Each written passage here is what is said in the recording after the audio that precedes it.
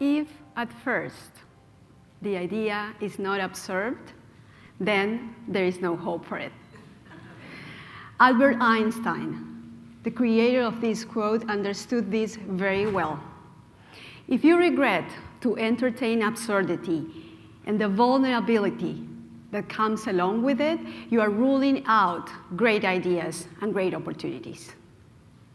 I have to confess that I have had many absurd ideas throughout my life, that my family and friends thought that they were too risky to take or too absurd to have a remote possibility of success. The first absurd idea that I most clearly remember was when I decided to leave my country, Peru, and move to Argentina. I left my family, my friends, and everything that I have known when I was 21 years old. While Argentina is another Spanish-speaking country in South America, I unquestionably felt like an immigrant. Being an immigrant is a hard business. It is always trying to fit in when your voice is not understood, when everything around you sounds strange, threatening, disruptive, when discrimination makes you feel as if you are trying to steal something that is not yours, when the sentiment of losing your identity and who you are completely takes over your life. All these feelings are carried around, pushing you to create a sense of belonging for yourself. Being an immigrant is a feeling full of vulnerability. But then, 8 years ago, I had another absurd idea. I decided to become an immigrant again. I moved to the United States, following love this time. That project didn't work out as I imagined it. But it gave me the chance to start a new career, to work in international development that has been, without a doubt, the inspiration for the work that I'm doing now. Yet, a little more than a year and a half ago, another absurd idea struck me, one that I couldn't let go. And I found myself quitting my job, giving up a solid career that offered a safety net to go work in a basement kitchen in a church. Yes, that sounded absurd and crazy to many. You are sabotaging yourself, my friends told me. Take some time, think about it, others said. But greed was louder than anything else. It was screaming opportunity and giving me the chance to channel my experience in development and my entrepreneurial spirit into an ambitious venture to help transform the life of men and women, immigrants like me. As an immigrant, I see myself with a huge responsibility. We are bridges between two different places with different cultures, idiosyncrasies, language, and different food. We can connect those two places for the greatness of our society. That responsibility pushed me to start thinking about ways to help my local immigrant community, to empower them to live better lives and to share the values of our culture. I started from the very beginning. I performed countless hours of research to better understand the barriers and obstacles to employment that the Hispanic community faces. I quickly learned that the hospitality and food service industries were major employers of Hispanic workers. My research also showed that Hispanics working in those industries lack of English skills, therefore are unable to develop successful career paths. Lack of access to training programs also prevent Hispanics from obtaining the necessary skills to improve their opportunities for jobs. After learning all that, my whole world completely changed, and I became obsessed with learning what other organizations were doing to support and help vulnerable and underserved communities. I learned about programs that failed and programs that were working.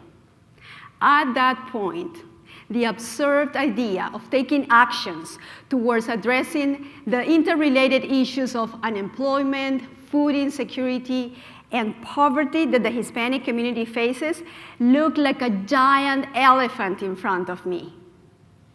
However, I have always believed that if you are in the right path, the whole world conspires to help you. So vulnerability, one more time, entered my life. And because I have experienced it so often, this time I took it to my advantage. My entrepreneurial and risk-taker self kept repeating in my mind that innovators are the ones who don't know that it cannot be done. So towards the end of 2012, this absurd idea formed in my mind, and I realized that through the power of food, we can create agents of social and economic change to battle the insecurities in our communities. With that, La Cocina, the kitchen, was born. Food will be used as the nucleus for transformation, as the agent and catalyst for change that will allow us to empower women and men with professional training and English skills to obtain better jobs.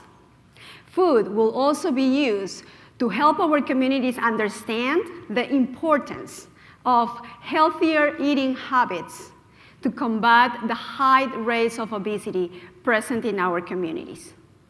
And food will also be used to create new job opportunities and to invite and inspire other members of the community to join together to be catalysts for greatness. It wasn't easy. It took perseverance and resilience. And I'm happy to think that my father, a self-educated entrepreneur at heart, that passed away without making his dreams come true, will be so proud of his daughter. She didn't give up when many turned their backs on her, when many believed that her vision had big chances of failing. But suddenly, things started to come together. Strangers started opening doors.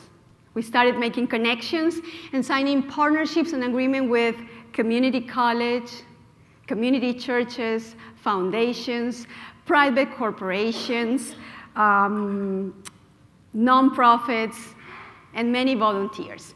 This is how it works. La Cocina offers bilingual culinary job training program for the unemployed members of the Hispanic community.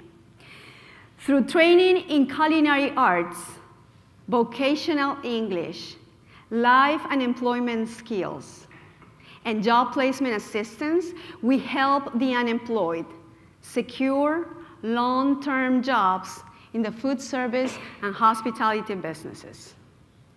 In addition to that, we also take care of the immediate needs of our neighbors, preparing and distributing healthy meals. Food that is donated to our kitchens every day is transformed into healthy meals prepared by the students of our programs and are donated to low-income families and homeless individuals with the purpose of improving their access to healthier meal options. These same men and women that are recipients of our food now, in some point, become students of our training programs, closing this way a robust circle of sustainability. I have been thinking how we can expand these services to other communities. I never thought that I could come across the stories that we have seen and heard on this first year of work. Stories of human trafficking, domestic abuse, chronic unemployment, food insecurity, and poverty that are present in more than 90% of the people that we help every day. I was struck not by the vulnerability of these people that were losing their homes from one day to the other, who don't have access to medical services when they get sick, or who frequently don't get paid enough to buy food. That really didn't strike me. What struck me the most was their cleverness to survive. I found it an amazing quality that needed to be channeled in positive ways. And we knew that La Cocina could do that for them. Through the power of food, right now, we have been able to connect the community to support these new Americans, hard workers, with dreams like everyone sitting in this auditorium today. Now, we are able to tell stories of success, like José's, a 19-year-old from El Salvador. He was almost a dropout of high school. He was working for a landscaping company, earning $7 an hour. José came to our kitchen. He finished the program, and he's now working in a full-time job as a cook at an upscale hotel in the area. José also had the chance to share his story with Senator Tim Kaine when he came to the kitchen to learn more about our programs. José is now earning $13 an hour with access to full benefits and with a plan to go to college to become a baker and pastry chef and to own his own business in some point in the future. Thank you.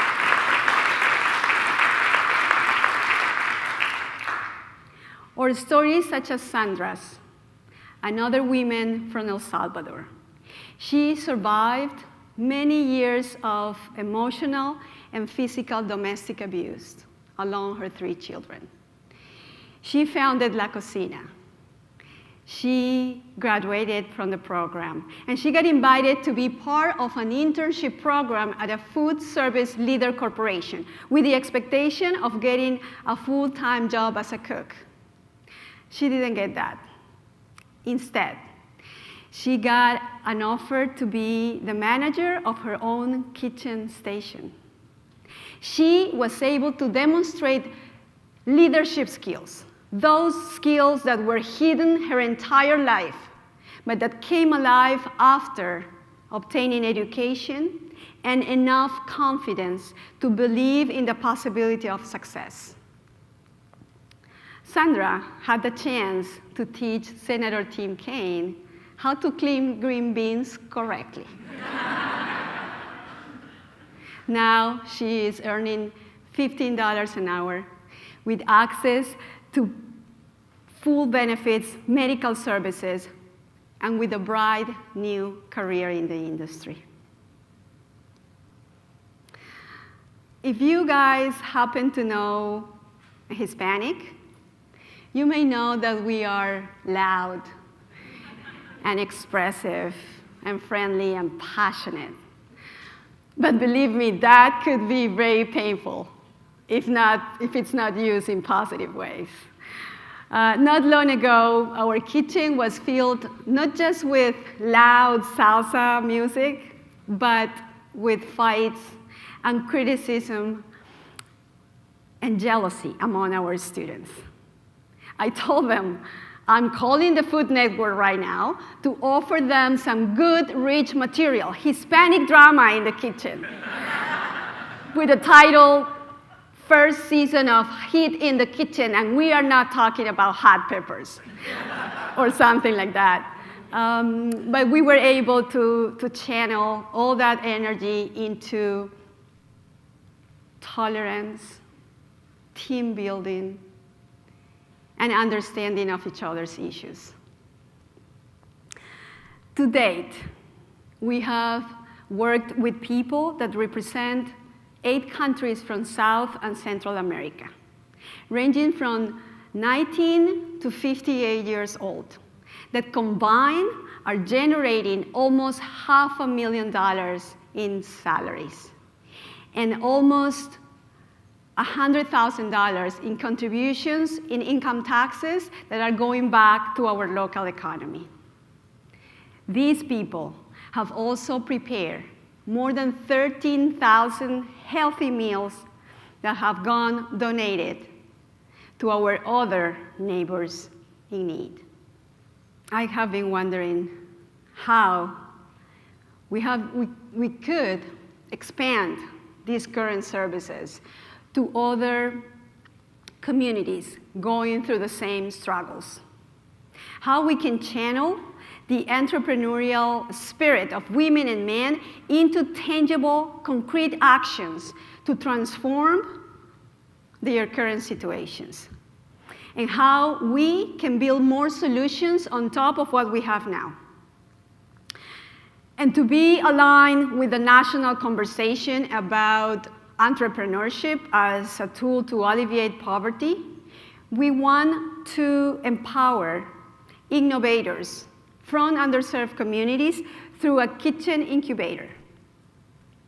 A kitchen shared space where entrepreneurs, food-related small business owners could have the opportunity to come and prepare their products in a safe environment and to launch and grow successful businesses that will create new job opportunities.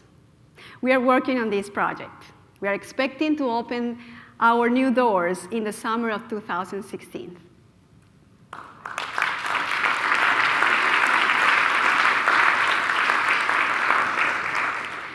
You might be wondering, though, how we have been able to come from this absurd idea to a successful model that is impacting our community in positive ways in a very short period of time. And I think I have a secret ingredient: strangers. As I mentioned before, the strangers that place their trust in me. Yes, the same strangers that we tend to avoid because we don't know or we don't understand. The ones that are important in our lives precisely because they are different from us and they know things that we don't. And I'm not making this up. I read a book last year, The Necessity of Strangers, that puts into words what I have secretly believed for years, that strangers make me vulnerable one more time. Strangers push me out of my comfort zone, and strangers brings out the best in me. From up here, I can see a crowd of faces, a sea of strangers, a mass of unknowns. But believe me, I can also see and feel its powerful potential. Take a look around you, to your neighbor on your right, to your neighbor on your left, the one in front and behind you. That person could be the one that you have been looking for to start a business with, to marry, or to connect you with that opportunity that can help you make a difference in somebody's life. And that's a truly absurd idea, that a complete stranger from this room could change your life forever. Take that chance. Make that connection, not just to make this world a better place, but to intervene, to be an active participant in change. And finally, if I could have the privilege before leaving this stage to plant a message in your minds, it will be this. If you guys are not somehow related to a Hispanic now, I promise that you will be in the future.